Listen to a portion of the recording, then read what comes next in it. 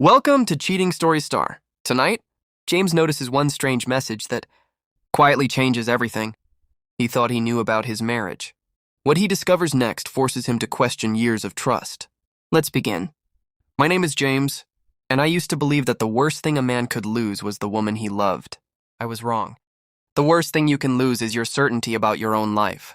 I discovered that on a Tuesday night at exactly 11:43 p.m.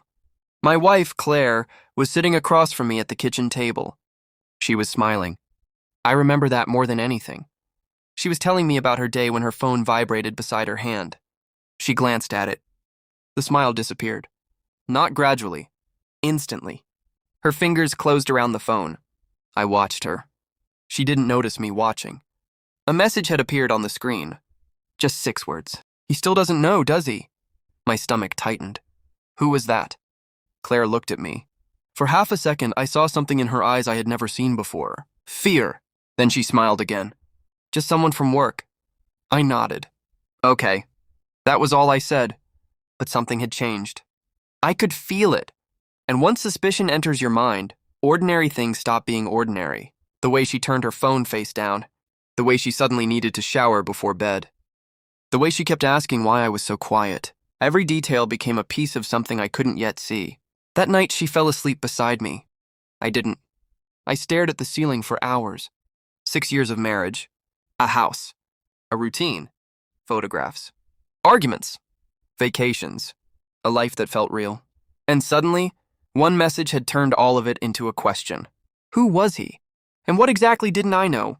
The next morning, I behaved normally. I kissed her goodbye. I went to work. I answered emails. I laughed when my coworkers joked with me.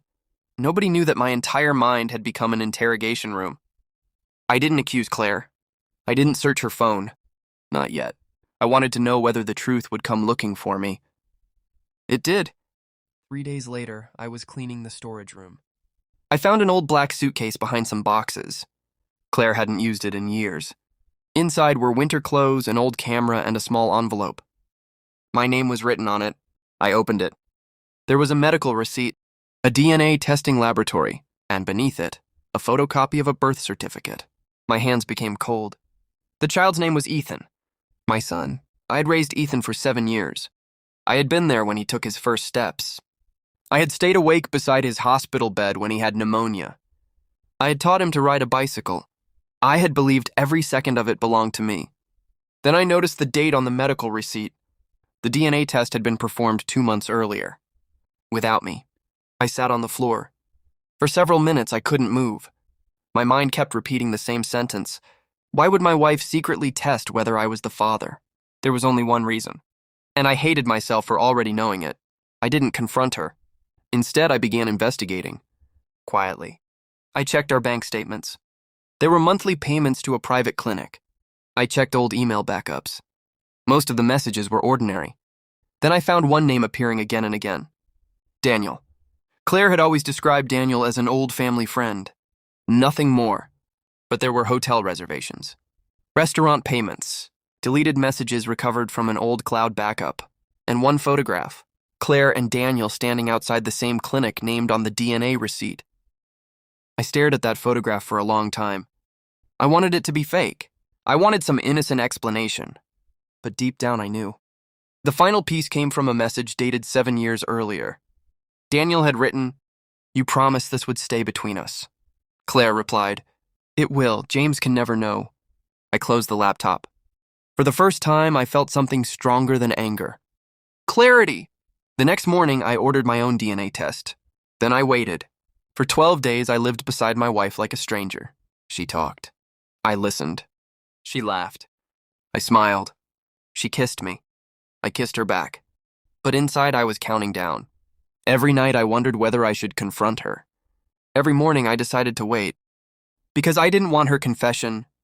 I wanted undeniable truth. On the 12th day, the results arrived. I opened them alone in my car. I read the report once. Then again. Probability of paternity, 0%. For several seconds, the world became completely silent. 7 years of believing I was Ethan's father. I put the report on the passenger seat. I expected tears. They never came. Instead, I felt strangely calm. That evening, Claire was preparing dinner when I walked into the kitchen. I placed the report on the counter. She looked at it, then at me. Her face changed immediately. "James," I said nothing. She picked up the report. Her hands started shaking. "Please let me explain." I sat down. "Okay." She began crying. She said she had been young. She said Daniel had manipulated her. She said she was terrified I would leave. She said Ethan was still my son. I listened to every word. Then I asked quietly, "How long did you know?" She stopped crying. "About the test?" "No." I looked directly at her. "How long have you known Ethan wasn't mine?" Her silence answered before she did. "Since he was born." 7 years. She had known for 7 years. I stood up. She reached for my hand. I stepped back. That hurt her more than shouting ever could. "James, please." I shook my head. "You didn't make one mistake." She stared at me. "You made a decision every day." That sentence destroyed whatever defense she had left.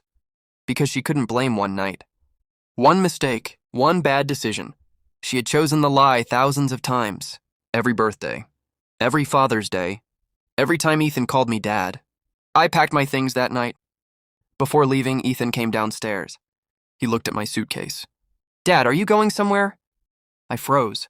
That word cut deeper than the DNA report ever could. I knelt beside him. I looked at the little boy I had loved for 7 years. "You did nothing wrong," I whispered. He hugged me. I closed my eyes. For one final moment, I allowed myself to feel everything. Then I let go. I walked out of the house without looking back.